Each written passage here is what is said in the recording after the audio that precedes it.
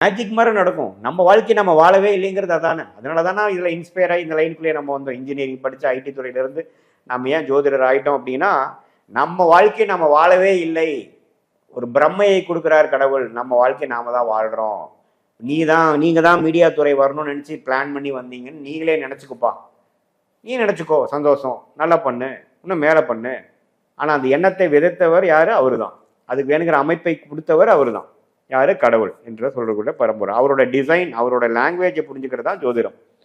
புரியுதுங்களா? ஸோ அப்போ பண்ண வச்சுது. ஸோ நீங்கள் கேட்டீங்க எப்படி சார் சுக்கிரதிசையில் ஒன்று பண்ணுறேன். ஆமாம், இப்போ ஒன்றில் ஒரு ஒரு ஒரு திரைப்படம் பார்த்துட்டு இருந்தேன். அந்த பொண்ணு ஏதோ ஒரு டைமில் யாரையோ லவ் பண்ணிட்டு இருக்கிற மாதிரியே அதோட கதாபாத்திரம். அந்த பையன் ஒரு பிரேக்கப் ஆகுது, இன்னொரு பையன் அவனோடையும் கொஞ்சம் போகுது. உடனே அந்த பையன் பிரேக்கப் ஆகுனா அடுத்த பையன்கிட்ட வந்து நல்லா ஃப்ரெண்ட்லியாக பேச ஆரம்பிச்சிருச்சு. நான் உடனே மனைவிட்ட சொன்னேன், கண்டிப்பாக அந்த பொண்ணுக்கு சுக்கிரதசை தான் நடக்கணும் அப்படின்னு. இங்கேயும் ஜோதிடமா, படம் பார்க்குறப்போ ஜோதிடமா அப்படின்னு போட்டு அவங்க சிரிச்சாங்க. இல்லை, சுக்கிரன் பொண்ணுக்கு ஒரு 17 வயசு நடக்கிறப்ப என்ன வரும்? மதர் தெரேசாவலான்னு என்ன வருமா?